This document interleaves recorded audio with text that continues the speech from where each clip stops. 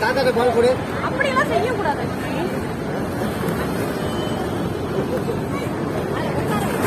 சாப்பாடு போடா.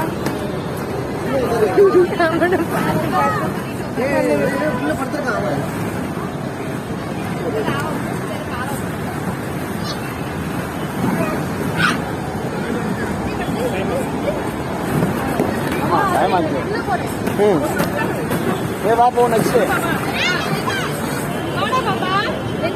போதுவா அப்புறம்